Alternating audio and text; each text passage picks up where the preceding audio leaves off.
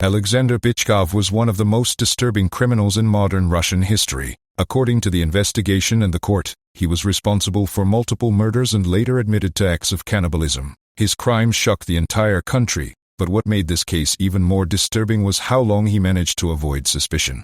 Years later, another unexpected chapter of his life attracted international attention when reports emerged that he had married an American woman while serving a life sentence. So who was Alexander Bychkov, and how did this story unfold? Let us take a closer look. Alexander Bychkov was born in the town of Belinsky in the Penza region of Russia. From an early age, people who knew him described him as quiet, withdrawn, and socially isolated. He rarely attracted attention and lived an ordinary life on the surface. Nothing about his daily routine suggested that investigators would one day connect his name to one of the most disturbing criminal cases in the country's recent history. As he grew older, Bychkov struggled to build stable relationships with other people. Reports describe him as someone who spent long periods alone and had difficulty fitting into everyday social life. He developed an interest in hunting and often spent time outdoors. According to later court records and investigative materials, these interests eventually became connected to a series of crimes that would shock investigators and the public alike. According to investigators, the first known crime took place after Bychkov had already begun planning his actions in advance. During the investigation, officers discovered a handwritten notebook that became one of the most important pieces of evidence in the case. The notebook allegedly contained a list of names and personal notes. Investigators later stated that this discovery helped them better understand how the crimes had been planned.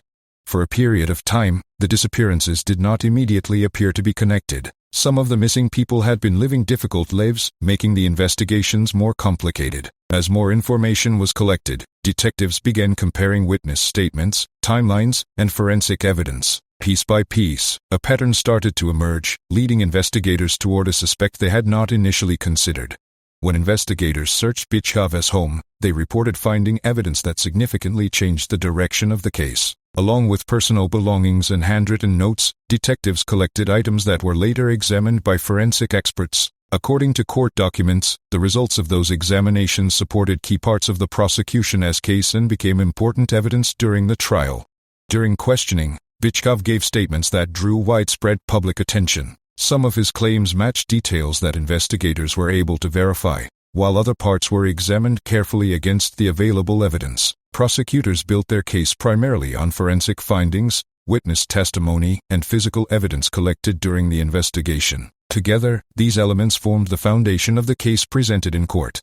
As the investigation continued, detectives worked to reconstruct the full timeline of the case. They compared travel records, witness interviews, forensic reports, and evidence collected from multiple locations. According to the prosecution, these findings helped establish when the crimes had occurred and how they were connected. Investigators concluded that the pattern they uncovered was consistent with a series of planned offenses rather than isolated incidents.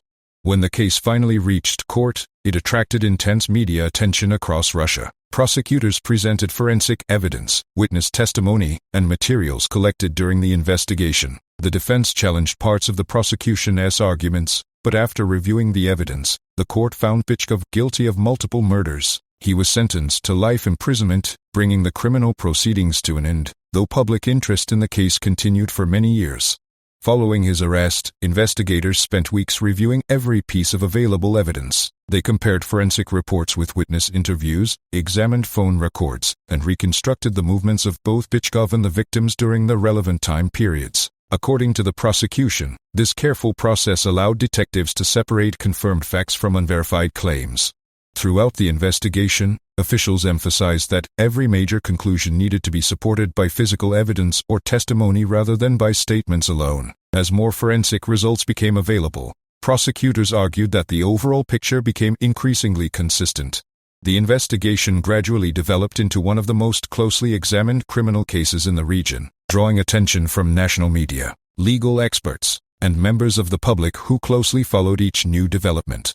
One of the most unusual discoveries made during the investigation was a handwritten diary that investigators later described in court. According to the prosecution, Bychkov had written down names, dates, and personal notes that appeared to reflect his plans and thoughts. Investigators believed the notebook was not created after his arrest but had been written over time.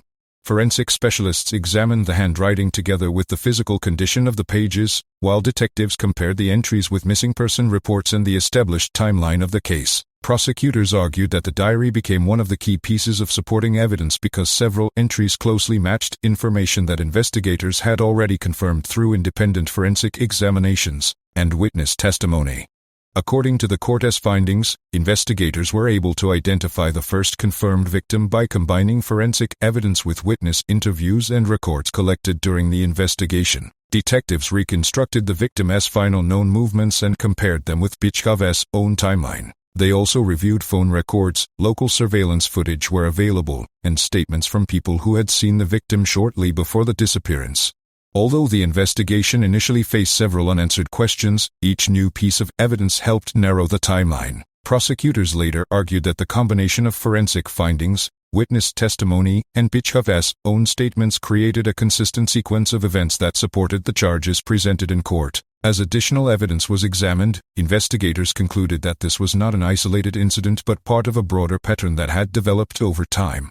As investigators expanded the case, they reopened several missing person files that had previously shown no obvious connection. Detectives compared dates, locations, and witness accounts, looking for similarities that might have been overlooked. According to court records, some of the victims shared comparable circumstances before they disappeared, which prompted investigators to examine whether the cases were linked.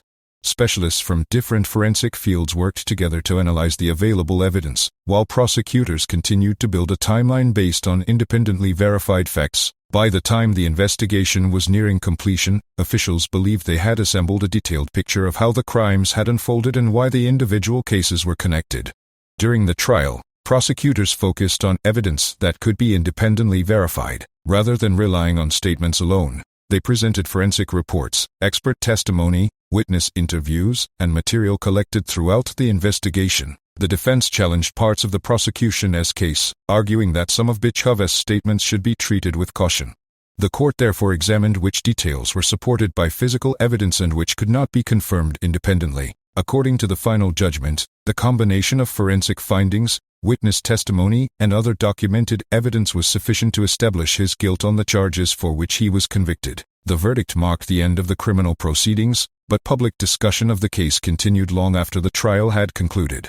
After the sentence was announced, the case continued to attract widespread public attention. Journalists, criminologists, and legal experts examined the investigation in an attempt to understand how the crimes had gone undetected for so long. Many discussions focused on the investigative process itself, including how separate missing person reports were eventually connected into a single case.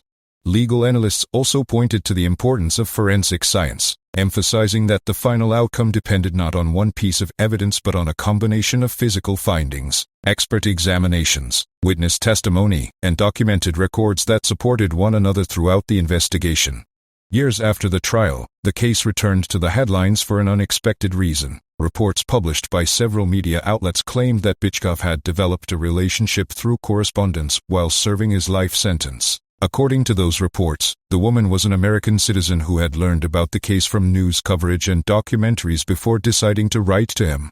Their exchange of letters continued over an extended period, and the relationship eventually led to marriage. The story surprised many people both in Russia and abroad, adding another unusual chapter to a case that had already drawn international attention.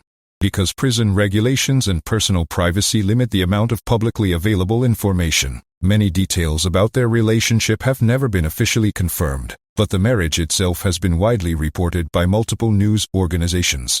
According to media reports, the correspondence began after the American woman came across articles and television coverage about Bychkov's case. She later said that she wanted to understand the person behind the headlines rather than rely only on public opinion. What started as occasional letters gradually became regular communication. Over time, the two reportedly exchanged personal thoughts, discussed everyday life, books, and religion, and continued writing despite the distance and the fact that Bychkov was serving a life sentence. Their relationship surprised many observers because it developed under highly unusual circumstances.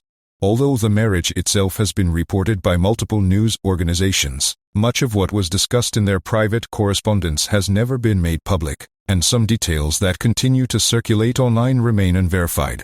The marriage quickly became one of the most discussed parts of the story. Many people wondered how someone serving a life sentence for such serious crimes could develop a relationship with a person living on another continent. Psychologists say there is no single answer. Every situation is different. In some cases, people believe they can see a side of the person that no one else sees. Others are drawn to the attention they receive, or they become emotionally attached through long-term correspondence. Specialists also describe a rare phenomenon known as hybristophilia, a term sometimes used when a person develops romantic feelings towards someone who has committed serious crimes. However, experts emphasize that this does not explain every relationship of this kind, and each case has its own unique circumstances. More than a decade after the investigation began, the case of Alexander Bychkov continues to be discussed in documentaries, news reports, and true crime communities around the world. It remains a reminder of how important careful police work, forensic science, and verified evidence are in solving complex criminal investigations. At the same time, the story raises difficult questions about human psychology, justice, and why certain criminal cases continue to fascinate people many years after the verdict. What do you think about this case? Why do you think some women choose to write letters to, or even marry, convicted serial killers? Share your thoughts in the comments below. If you found this documentary interesting, please leave a like and subscribe to the channel so you do not miss future stories. Thank you very much for watching. Sending you a hug.